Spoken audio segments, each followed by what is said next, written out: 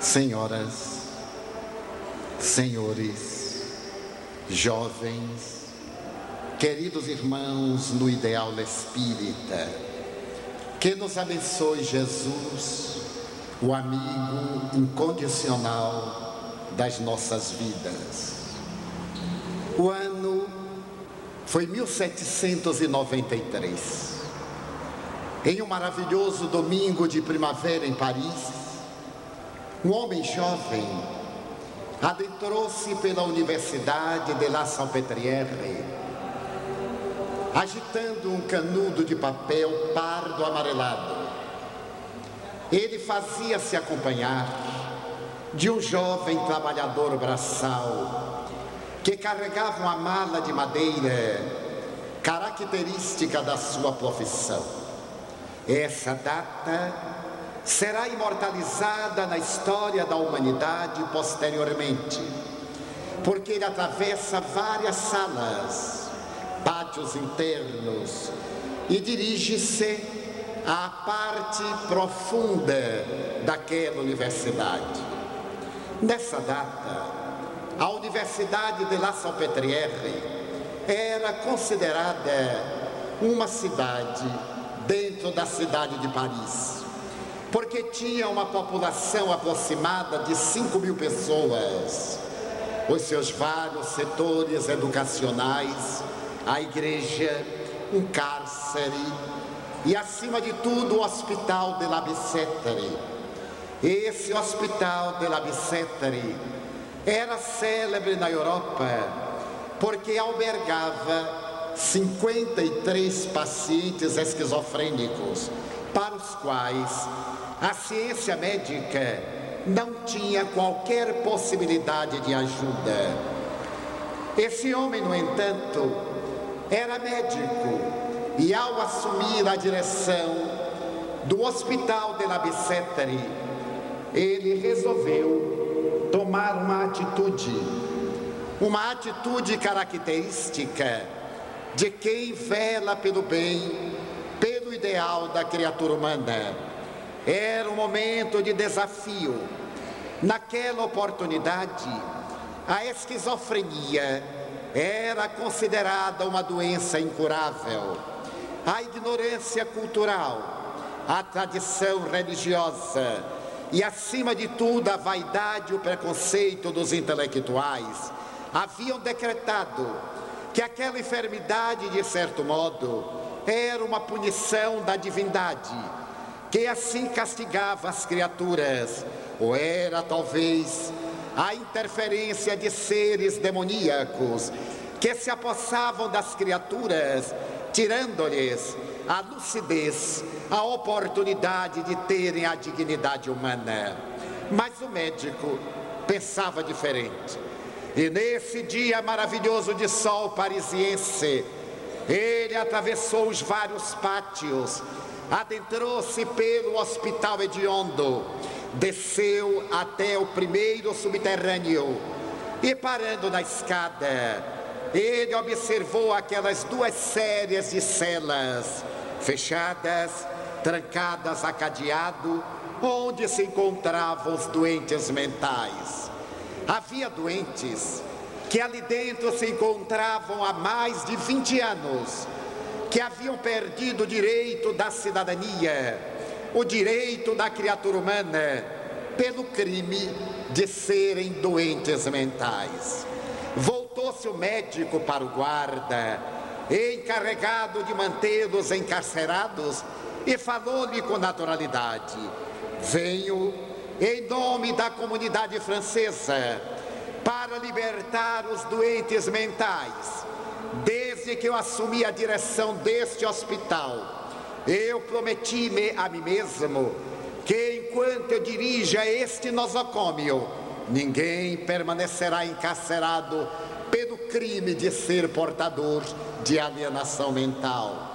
Mas o guarda, que na opinião de Victor Hugo é um encarcerado que toma conta de outros encarcerados, redarguiu ao médico: doutor, talvez o senhor não saiba que essas pessoas que aí se encontram são a ralé da sociedade.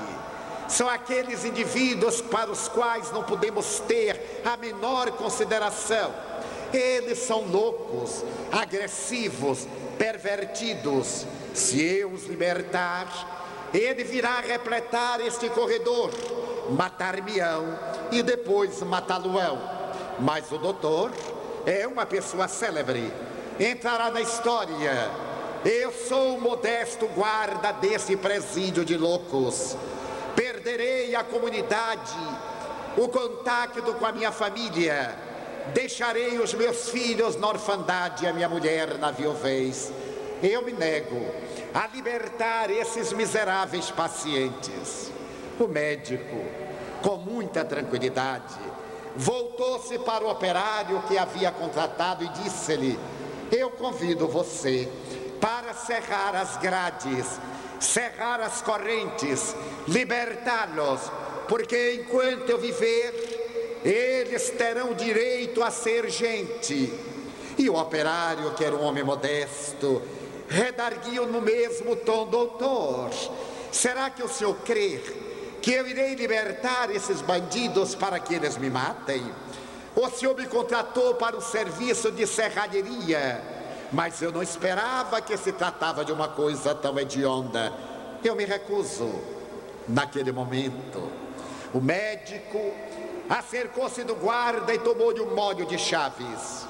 Pegou a chave central, dirigiu-se ao cadeado mestre, abriu. As correntes correram pelos gonzos e pelos elos enferrujados, e ele foi de porta em porta de cela, abrindo-as e convidando as pessoas a saírem. Diante disso, o guarda e o serralheiro avançaram e ajudaram o médico a libertar aqueles loucos, que momentos após repletavam o exíguo corredor, clareado debilmente por uma clarabóia. O médico estava exultante. Ali estavam os pacientes mentais, estavam recuperando a dignidade da criatura humana. O médico agitava o canudo de papel pardo amarelado. Mas neste momento ele viu uma cena comovedora. Ele percebeu que um homem desgrenhado, de barba hirsuta, lodacento, não se asseava fazia anos, saiu rastejando na direção da clarabóia, abriu braços e pernas, começou a trepar na parede, como se tentasse fugir, mas era impossível, porque a clarabóia estava defendida por alguns barrotes de ferro. O louco segurou aquelas barras de ferro e, depois de um silêncio no meio daqueles doentes hebetados, ele deu um grito: meu Deus, oh meu Deus, como é bonito um raio de sol! Eu já me havia esquecido da beleza de um raio de sol. Soltou-se e, rastejando, ele se aproximou do médico, que estava no terceiro degrau da pequena escada.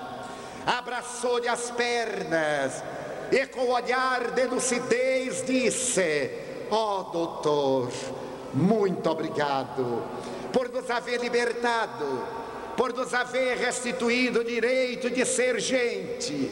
O médico começou a chorar, ergueu pelas axilas, deu-lhe um abraço e lhe respondeu: sou eu quem agradece.